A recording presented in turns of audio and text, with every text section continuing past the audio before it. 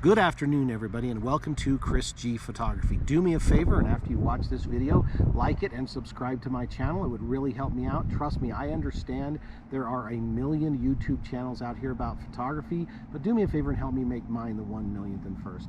I am actually making this video in Guanilla Pass in Colorado. It's about, I'd say about an hour west of my home, but I really do like making my videos outdoors.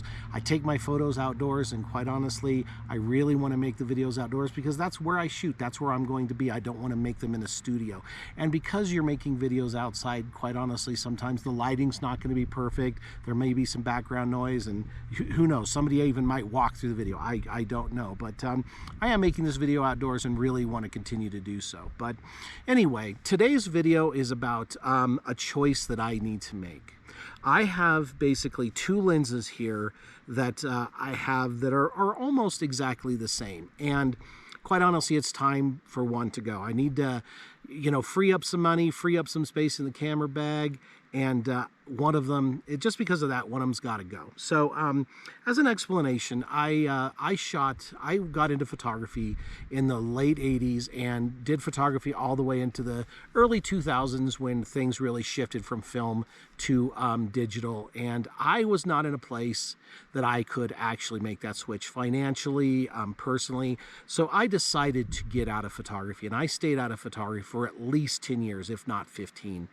But a few years back, when the kids got out of the house and my wife and I were traveling a lot more, I decided to get back into photography. And I did a lot of research, and I decided to just get a single camera just to document things. I had no intention of getting back into photography the way I had been. So I basically went with this camera right here, the Fuji XE3, and one of the options for lenses that would come with is this one, the 18 to 55.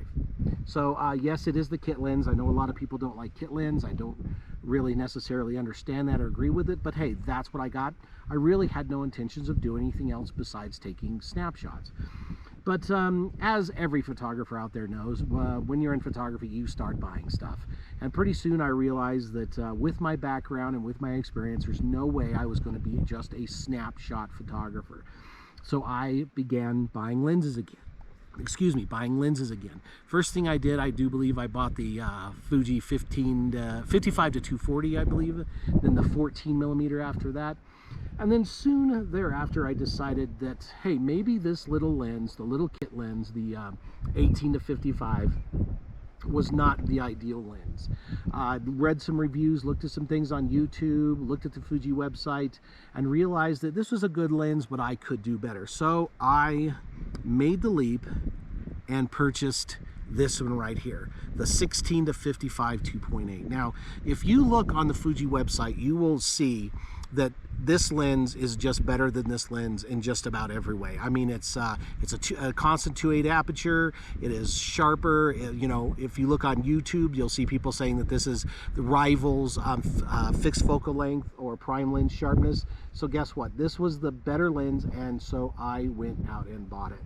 So I really figured that I was just going to take this lens and either keep it or just trade it in. But I decided to keep it because I wanted a lens that kind of like a throwaway lens or a backup lens. If I didn't want to take this one out and take a chance of it getting damaged or something like that, and I still wanted to take some photos, that I would use this lens, because honestly, trade-in value or resale value on these are not that much. So I decided to keep this lens.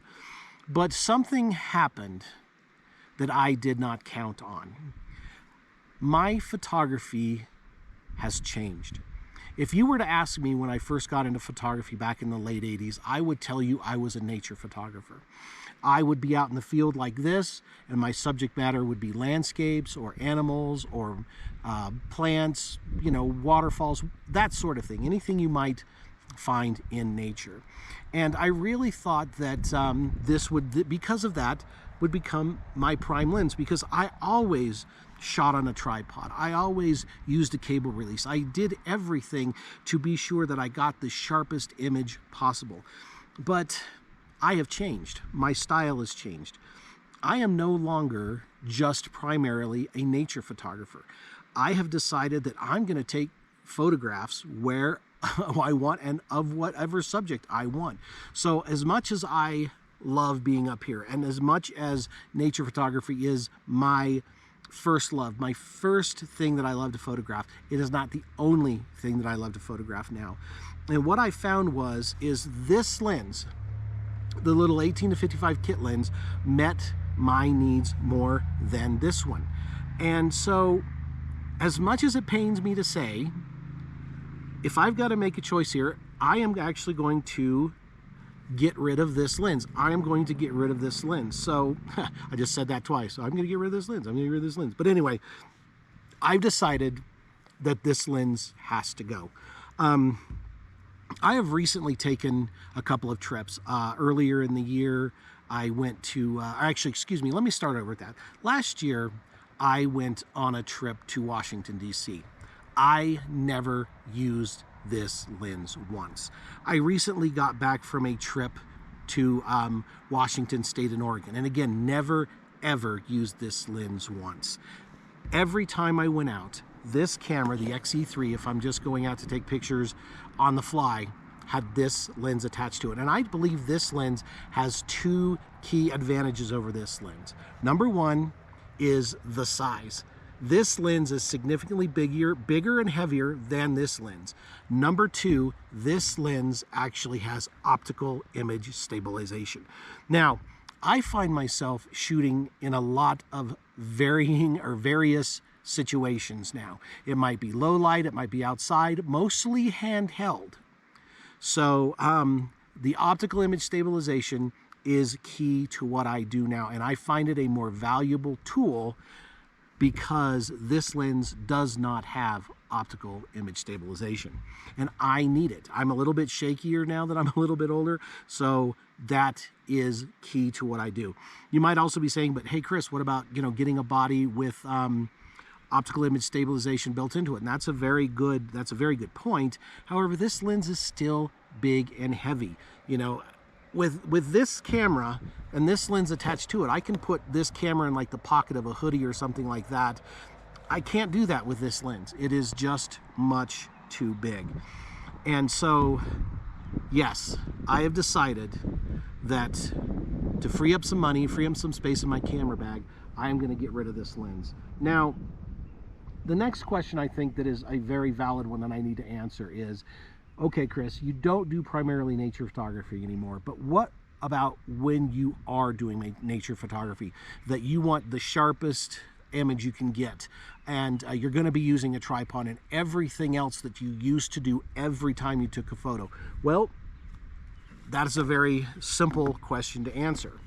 I have gone out, if I can get it out of the bag, and got one of these. So this is a Fuji GFX 50R. No, this is not the 100 megapixel camera. That is not in my budget right now. But if I am out and I want the highest quality I can get, the highest quality possible, I am going to stick this camera on a tripod. I am going to use a cable release. I am going to use the self timer, whatever. And this is going to be my choice now. So this has really taken the place of this. And the other good thing about this is the 45 to 100 on here. This lens has optical image stabilization. So even if I want to shoot handheld, I'm better off with this than I am with this. And not only that, think about it.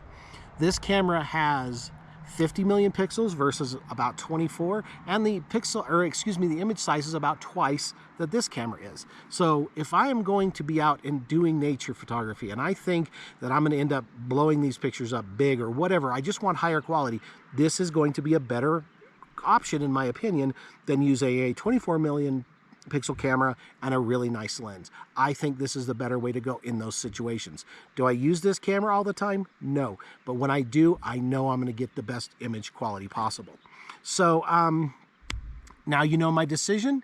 I don't even know if I'm going to use this video, honestly, because, you know, it's outside, it's weird and everything, and I've quite honestly kind of forgotten how to talk over the last few years. But anyway, like I said, do me a favor, like this video, subscribe to my channel, and if you're interested in seeing my work, please go to chrisgphotography.com. But my name is Chris with a K, not with a CH, so I'm going to have to kind of say that every single time. I'm sorry if it gets redundant, but so chrisgphotography.com, that is Chris with a K, not with a CH. But for now, thanks for watching, and I hope you enjoyed the video.